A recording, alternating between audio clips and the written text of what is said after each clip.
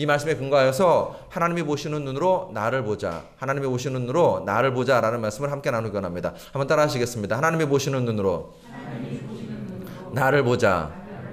네, 다시요. 하나님이 보시는 눈으로 너를 보자.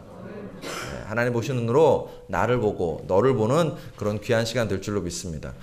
여러분하고 함께 시 한 편을 좀 나누고 싶습니다. 되게 좋은 시인데 한번 잘 들어보십시오. 꽃과 잡초는 구분되는 것이 아니다. 잡초란 인간이 붙인 지극히 이기적인 이름일 뿐이다. 인간의 잣대로 해충과 익충을 구분하는 것처럼. 그러나 인간이 뭐라고 하던 제비꽃은 장미꽃을 부러워하지 않는다. 이 세상에 예쁘지 않은 꽃은 없다. 사실 맨 처음에 설교 제목을 이걸로 하려고 그랬어요. 이 세상에 예쁘지 않은 꽃은 없다. 맞죠? 아닌가요? 할미꽃은 난 싫어 이러시는 분들이 있으신가요? 호박꽃은 꽃 별로 아니야 뭐 이러시는 분이 없으시죠? 이 세상에 예쁘지 않은 꽃은 없습니다.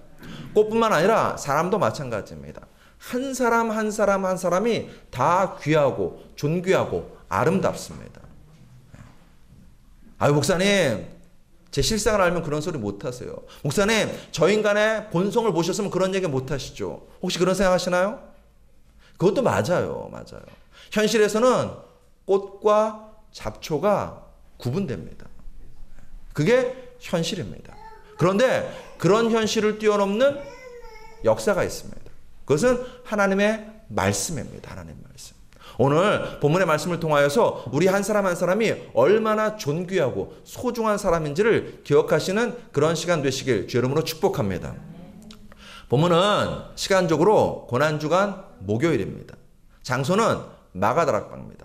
예수님께서 제자들과 특별한 식사, 정확히는 만찬을 하시기 위해서 이곳에 모이셨습니다. 율법 아래 있는 사람들은 이 만찬을 유월절 만찬이라고 이야기합니다. 신약을 통과하는 사람들은 이 만찬을 최후의 만찬이라고 부릅니다. 예수님은 이 만찬을 하기 위해서 제자들과 함께 식탁 둘레에 둘러 누우셨어요.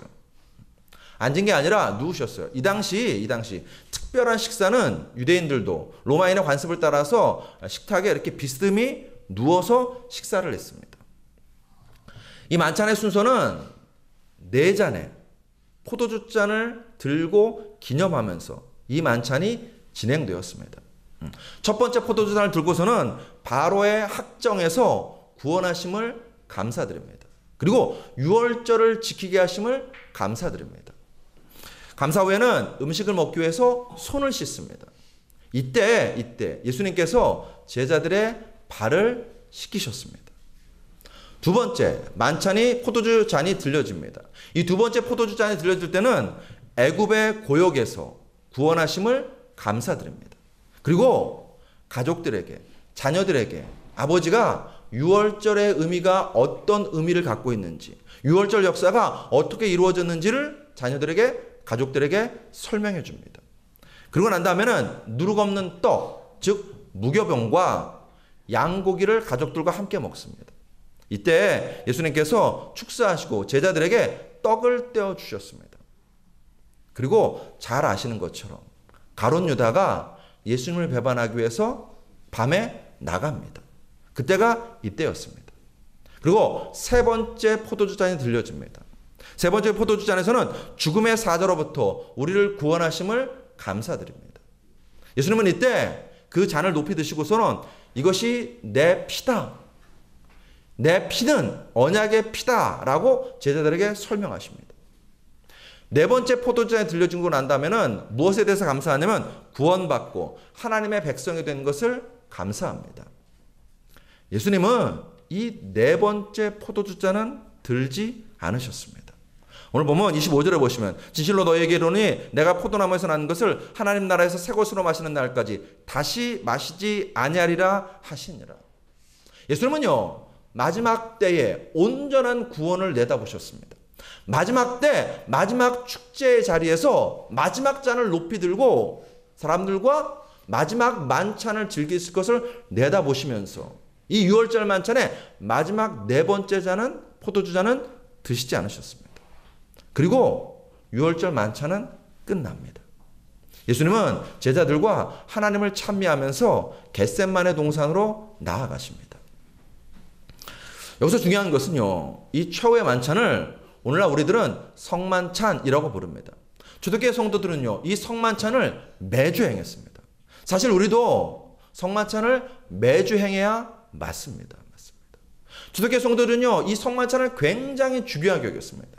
어느 정도로 중요하게 여겼냐면은 주변에서 기독교인들은 인육을 먹는 종교야 라는 오해를 받음에도 불구하고 초대교회 성도들은요, 매주 성만찬을 거행했습니다.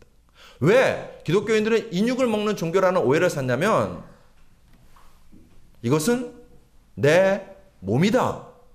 그리고 뭔가를 먹어요. 이것은 내 피다. 그리고 뭔가를 마셔요. 그러니 정확히 그것이 무엇인지 모르는 다른 외부 사람들은요, 예수쟁이들은 사람의 살을 먹어. 사람의 피를 마셔. 이런 오해를 산 것입니다. 그런 오해를 삼에도 불구하고 초대교회 성도들은요, 성만찬을 매주 거행했습니다. 그것을 아주 특별하고 중요한 순서로 여겼습니다. 왜 그러느냐? 예수님께서 성만찬을 누구보다도 원하고 원하셨기 때문입니다. 누가복음 22장 15절에 보시면 이르시되 내가 고난을 받기 전에 너희와 함께 이 유월절 먹기를 원하고 원하였노라. 예수님은요, 제자들과 성만찬을 집행하시기를 원하셨습니다. 뿐만 아니라 제자들에게 이 성만찬을 항상 기억하고 기념하고 행하라고 명하셨습니다. 도대체 이 성만찬이 어떤 의미가 있기에 예수님이 이렇게 중요하게 여기시는가? 오늘 본문 24절에 그 답이 있습니다. 자, 24절 우리 한번 같이 읽겠습니다. 시작. 이르시되 이것은 많은 사람을 위하여 흘리는 바 나의 피 곧 언약의 피니라. 혹시 볼펜이 있으시면은 여기 이렇게 밑줄을 좀 그어 놓을 필요가 있어요. 예수님이 뭐라고 하시냐면 내 피는 언약의 피라고 말씀하십니다. 여러분, 성경에 중요한 단어들이 굉장히 많습니다. 영생, 은혜, 구원, 천국, 죄사함, 이런 중요한 단어들이 굉장히 많습니다. 예수님은요, 제자들에게 이 피는 죄사함의 피야. 이 피는 용서의 피야. 이 피는 사랑의 피야. 이 피는 구원의 피야 라고 말씀하시면 훨씬 이해가 쉬울 텐데, 예수님 당신의 피를 뭐라고 말씀하시냐면 내 피는 언약의 피라고 말씀하십니다. 왜 그럴까요? 우린 예수님의 피 하면은요, 죄용서의 피라고 생각하는데 예수님은요, 당신의 피를 일컬어서 언약의 피라고 강조하십니다. 왜 그러냐면 성경의 하나님은 언약의 하나님이시기 때문입니다. 여러분, 성경을 보면은요, 하나님은 계속해서 인간에게 언약으로 다가오십니다. 창세기 2장에 보시면 선악과 언약을 맺습니다. 창세기 3장 15절에서는 아담과 하와에게 여인의 후속에 언약을 주십니다. 창세기 9장에서는 홍수가 끝나고 난 다음에 노아에게 무지개 언약을 허락하십니다. 창세기 12장, 15장, 17장에서는 아브라함과 더불어서 할례 언약을 맺으십니다. 그리고 출애굽기에 와서는 이스라엘 백성과 시내산 언약을 맺으십니다. 사무엘하 7장에서는 다윗과 왕조 언약을 맺으시고 예레미야 31장에서는 하나님이 새 언약을 주시겠다고 약속하십니다. 그리고 예수님께서 보혈의 언약을 세우시고 재림의 언약을 말씀하십니다. 하나님은 성경 역사를 보면 우리 인간을 언약으로 찾아오십니다. 언약을 맺으십니다. 하나님과 우리 사이는요, 언약의 관계입니다. 언약의 관계. 그 언약이 무엇이냐고요? 성경입니다. 성경은 옛 언약인 구약과 새 언약인 신약으로 이루어져 있습니다. 그리고 그 안에는요, 무려 33,000가지의 언약이 기록되어 있습니다. 감사한 것은 예수 그리스도 안에서 이 언약은 우리에게 예스가 됩니다. 고린도후서 1장 20절을 우리 한번 같이 읽겠습니다. 시작. 하나님의 약속은 얼마든지 그리스도 안에서 예가 되니 그런즉 그로 말미암아 우리가 아멘하여 하나님께 영광을 돌리게 되느니라. 우리는 아무 공로 없이 이 언약의 관계를 맺고 이 언약의 은혜를 누립니다. 하나님께서 이 언약을 통해서 우리에게 이루시는 것이 있습니다. 예수 십자가 사건의 그 언약을 통해서 우리 가운데 이루시는 것이 있습니다. 그것은 자녀됨입니다. 우리의 신분의 변화, 존재의 변화입니다. 사랑하는 성도 여러분, 여러분과 저의 존재가, 신분이 달라진 줄을 믿으시나요?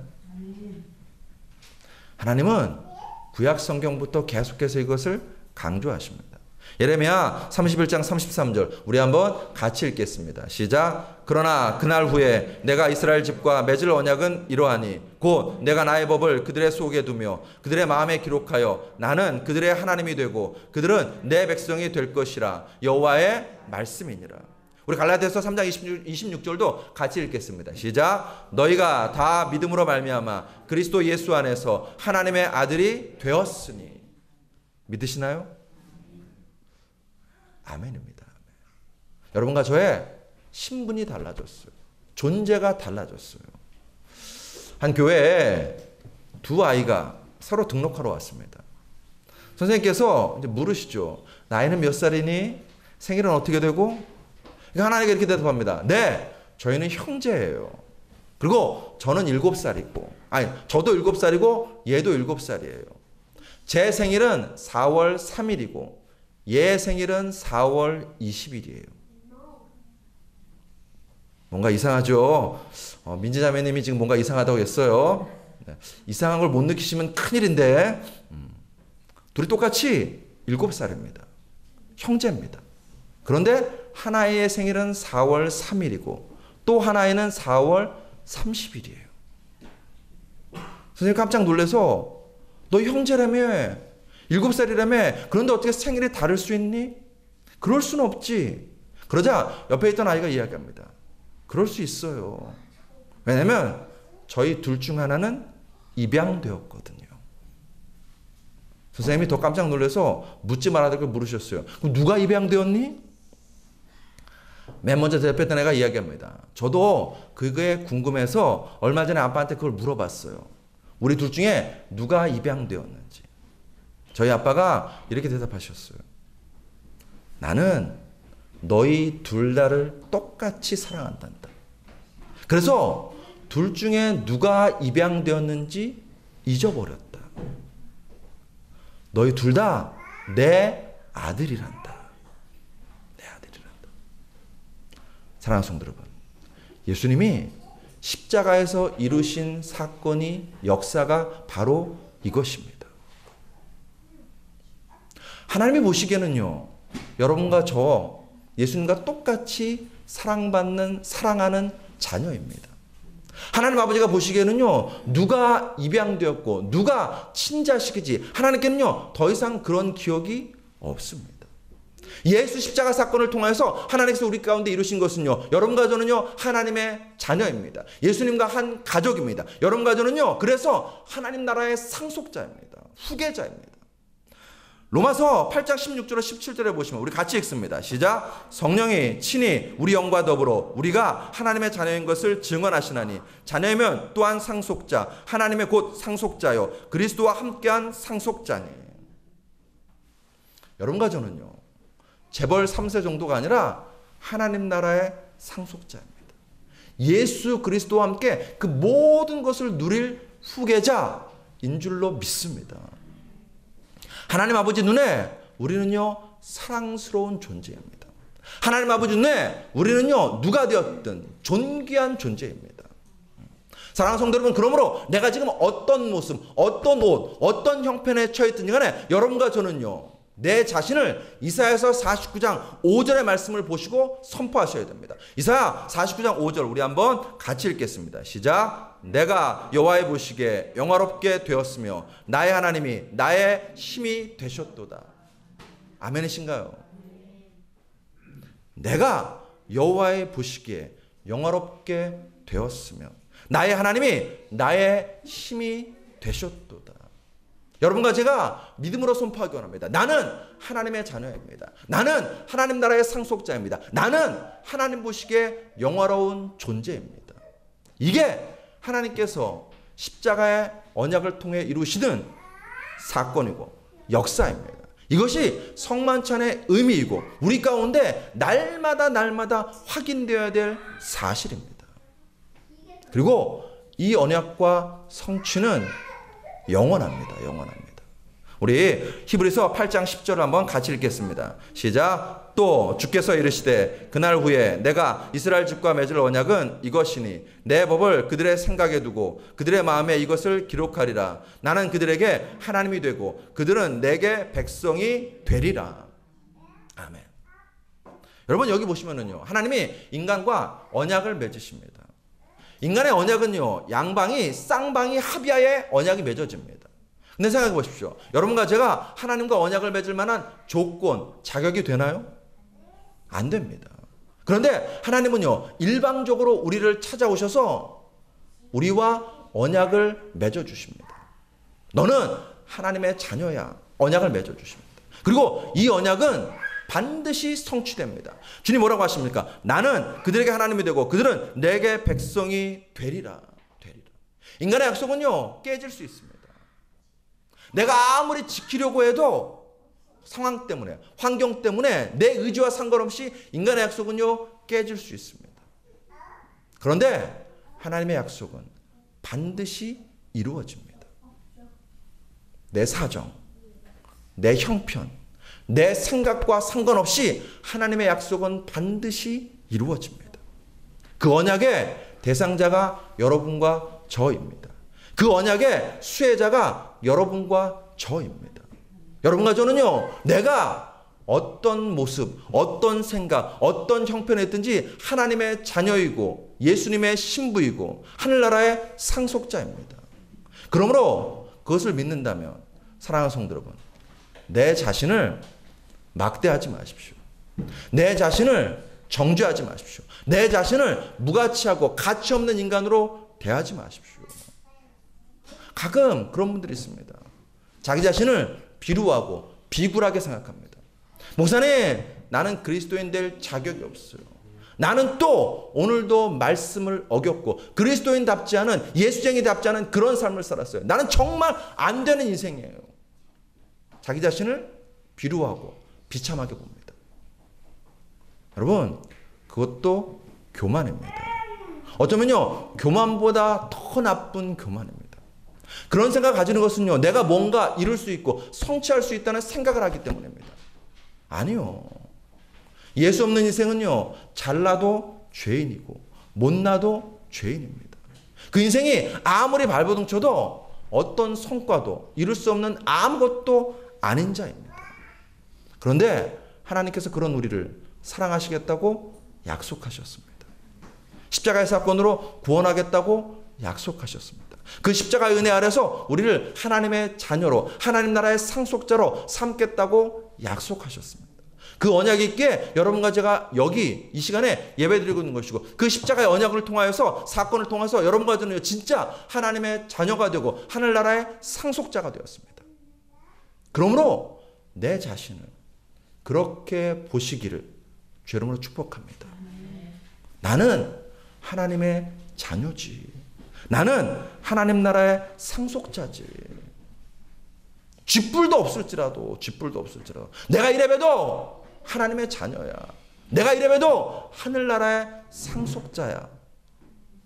당당하게 살아가시길 주 이름으로 축복합니다. 교만은 버려야 되지만 자존감까지 무너져서는 안 되죠. 사랑하는 성도 여러분, 하나님의 눈으로 나를 보시나요? 아니면 세상의 눈으로 나를 보시나요? 아, 나는 가난해요. 나는 가방끈 짧아요. 나는 배운 것도 없어요. 나는 안 되는 인생은, 나는 하는 일마다 실패 만났어요. 나는 뒤로 자빠져도 코가 찢어지는 그런 처절한 인생이고 안 되는 인생이에요. 혹시 그렇게 생각하시나요? 그거는 세상의 판단이고 사람의 이야기입니다. 여러분, 내 말이 맞을까요? 하나님 말이 더 맞을까요? 세상의 판단이 더 맞을까요? 예수님의 판단이 더 맞을까요? 예수님께서 여러분과 저에게 뭐라고 하셨습니까? 너는 세상에 뭐라고요? 이게 안 보이나요? 여러분 누구라고요? 세상의 빛입니다. 여러분이 누구냐고요? 세상의 소금입니다. 여러분이 누구냐고요? 하나님의 아들입니다. 여러분이 누구냐고요? 거룩한 성도입니다. 여러분이 누구냐고요? 하나님의 택하신 자입니다. 여러분이 누구냐고요? 택하신 족속이요, 왕 같은 제사장이요, 거룩한 택함 받은 그러한 믿음의 나라입니다. 난 아무것도 아니에요. 아니요, 그렇지 않습니다. 여러분이 없으면요 세상이 어둡습니다. 나는 세상의 빛이지. 나는 하나님의 아들이지. 그 마음으로 사셔야 됩니다. 코로나19 때문에 어렵습니다. 여러분과 제가 세상을 좌지우지할 수 있습니다. 그 믿음으로 기도하시는 여러분과 저 되시길 주님으로 축복합니다. 내가 기도한다고 뭐가 달라지겠어? 아니요, 그렇지 않습니다. 여러분이 세상의 빛이기 때문에, 여러분이 택하신 족속이기 때문에, 여러분이 왕 같은 제사장이기 때문에 여러분과 제가 기도하면, 이 땅에서 여러분과 제가 풀면 하늘에서도 풀립니다. 여러분과 제가 이 땅에서 막으면 하늘에서 막는다고 주님 말씀하셨습니다. 기도로 나라와 민족을 위해서 기도하시는 여러분과 저 될 줄로 믿습니다. 내 자신이 얼마나 대단한 사람인지 제가 몇 가지 예를 들어드리겠습니다. 현대 선교의 아버지, 근대 선교의 아버지 윌리엄 캐리입니다. 그 전까지는 선교의 역사가 없었어요. 중세 카톨릭은 선교하지 않았습니다. 그런데 그런 상황 가운데서도 선교의 문을 연 사람이 누구냐면 윌리엄 캐리라는 분입니다. 이분이 죄의 복음을 들고 땅까지 이루어야겠다는 마음 가지고 어디를 왔냐면 인도 땅에 처음 발을 디뎠습니다. 그때 윌리엄 캐리가 뭐라고 외쳤는가? 보라! 하나님의 군대가 이곳에 도착하였도다. 윌리엄 캐리는요 그렇게 외쳤어요. 여러분, 윌리엄 캐리가 막 수많은 군대를 이끌고 인도 땅에 도착했을까요? 아니요. 가족분이었습니다. 몇 명 안 됐어요. 누구도 윌리엄 캐리 주목하지 않았습니다. 그런데 윌리엄 캐리는요 당당하게 외쳤습니다. 나는 하나님이 보내신 하나님의 군대다. 그래서 그 믿음이 있었기 때문에 선포하는 것입니다. 보라! 하나님의 군대가 이곳에 도착하였도다. 윌리엄 캐리가 허풍쟁일까요? 아니죠. 하나님의 눈으로 자기 자신을 본 것입니다. 여러분과 저도 그 믿음의 눈이 열려지게 되시길 주의 이름으로 축복합니다. 그런 사람 또 있습니다. 미국 테네시주에서 벤 후퍼라는 사람. 이 사람 이제 검색해 보면은 여러분 금세 나올 텐데, 미국 테네시주 아주 작은 마을에서 한 아이가 태어났어요. 그 아이 이름은 벤 후퍼입니다. 태어날 때 너무 체구가 작았어요. 더 가슴 아픈 것은 이 아이는 사생아였어요. 사생아. 자라면서 동네에서 놀림받는 거예요. 조롱받는 거예요. 비난받는 거예요. 아이가 점점 위축되죠. 그런데 12살이 되었을 때 그 동네에 젊은 목사님이 새로 교회에 부임하셨어요. 근데 소문이 나는 길 뭐라고 나느냐? 이 젊은 목사님은 누구보다도 따뜻하고 누구를 만나든 격려해주고 누구를 환대해주든 누구든지 환대해주는 그런 목사님이시다. 이런 소문이 났어요. 그러니까 사람들한테 너무 치였던 벤 후퍼에게는요, 도대체 이 목사님은 어떤 목사님인가 궁금했어요. 교회를 찾아갔어요. 가는데 사람들 눈이 싫으니까는 예배 시간에 제일 늦게 와서 맨 뒤에 앉았다가 축도 끝나기 전에 불이 나게 도망가는 것입니다. 그런데 어느 날 이 소년의 마음에 목사님 설교 말씀이 너무 가슴 깊이 와닿는 거예요. 막 은혜가 되었어요. 한참 은혜 받다 보니까는요, 축도 전에 나가야 된다는 걸 잊어버린 거예요. 눈 떠 보니까는 벌써 목사님이 예배 마치고 문 밖에서 사람들과 인사를 하고 계시는 거예요. 쭈뼛쭈뼛 벤 후퍼가 나갈 때 목사님이 아는 척 하시는 거예요. 내가 누구 아들이더라? 그때 주변에 있는 성도들이요 바짝 긴장했어요. 어제는 사생아인데. 근데 목사님이요 계속해서 웃으면서 벤 후퍼한테 얘기하는 것입니다. 그래, 나는 내가 누구 아들인지 알겠다. 네가 아버지를 꼭 닮았구나. 누구 아들인지 알겠다. 주변 분들이요 사색이 되었죠. 근데 목사님의 말을 이으십니다. 너는 하나님의 아들이야. 네 모습이 딱 아버지를 닮았구나. 베누포는요 당황했어요. 모든 사람의 시선에 자기한테 쏠리는 것이 너무너무 당황스러웠어요. 불이 나게 도망갑니다. 그때 베누포의 등 뒤에서 목사님이 큰 소리로 이야기합니다. 얘야, 너는 하나님의 아들이란다. 이제부터 훌륭하고 당당하게 살아야 한단다. 이 말이 베누포의 인생을 바꿨어요. 나중에 이 아이가 자라서 미국 테네시주 주지사가 됩니다. 그것도 2번이나 됩니다. 그 다음에는 상원 의원도 2번을 역임합니다. 베누포가 훗날 이렇게 회상합니다. 그날 젊은 목사님을 만나서 내가 하나님의 아들이라는 말을 듣던 바로 그날이 내가 다시 태어난 날입니다. 그 전까지는요, 사람들의 말이 나를 규정했어요. 너는 사생아야. 너는 버림받은 놈이야. 너는 아무짝에도 쓸모없어. 그 말이 자기 자신을 규정했어요. 그런데 그날 그 젊은 목사님이 넌 아버지를 꼭 닮았구나. 너는 하나님의 아들이란다. 그 말이 자기의 인생을 바꿨습니다. 여러분, 여러분과 저를 어떤 눈으로 바라보시나요? 여러분과 저를 십자가 아래서 바라보시는 여러분과 저 되시길 주의 이름으로 축복합니다. 예수 십자가 아래서는요, 예쁘지 않은 꽃 없습니다. 다 존귀하고 아름답고 소중한 존재들입니다. 여러분과 저의 삶은요, 하나님 아버지의 약속의 말씀대로 되는 줄로 믿습니다. 로마서 우리 8장 30절 같이 읽겠습니다. 시작. 또 미리 정하신 그들을 또한 부르시고 부르신 그들을 또한 의롭다 하시고 의롭다 하신 그들을 또한 영어롭게 하셨느니라. 하나님께서 우리를 부르셨습니다. 하나님께서 우리를 의롭다 하십니다. 하나님께서 우리를 복되게 하십니다. 하나님께서 우리를 영어롭게 하셨습니다. 여러분, 지금 내 모습이 어떠하든지 간에요, 여러분과 저는요, 하나님 나라의 상속자입니다.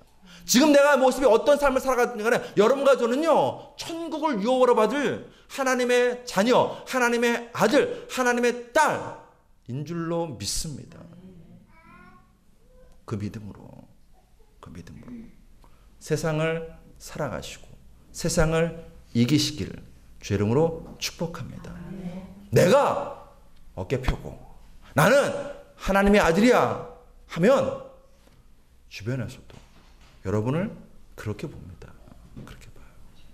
근데 내가 위축되고 주그러들고 점점 내 자신을 실패자로 보면 주변에서도 여러분과 저를 그렇게 봅니다. 우리는 하나님의 자녀입니다. 우리는 하늘나라의 상속자입니다. 내 신분이 얼마나 대단하고 위대한지를 깨닫고 이 세상에서 당당한 믿음으로 살게 될 줄로 믿습니다. 기도하시겠습니다.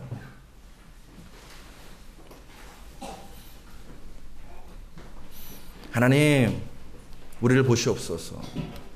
하나님은 나를 거룩하다, 위대하다, 영광되다, 영화롭다 말씀하시는데 나는 자꾸만 위축되고 물러나고 좌절하고 절망하고 있지는 않습니까? 세상이 뭐라 하건 우리는 다 하나님의 자녀들입니다. 아버지 하나님이여, 그 영광된 나의 신분답게 살아가는 우리들 다 될 수 있도록 역사하여 주시옵소서. 우리 한 사람 한 사람 가슴마다 성령의 음성이 선명하게 들려짐을 통하여서 비굴하고 비참한 인생을 사는 것이 아니라 내가 어떤 일을 하든지 간에 내가 어떤 자리에 있든지 간에 하나님의 아들됨의 당당함을 드러내는, 영광스러움을 드러내는 우리들 다 될 수 있도록 붙잡아 주시옵소서. 예수 그리스도 이름으로 감사하며 기도드렸사옵나이다. 아멘.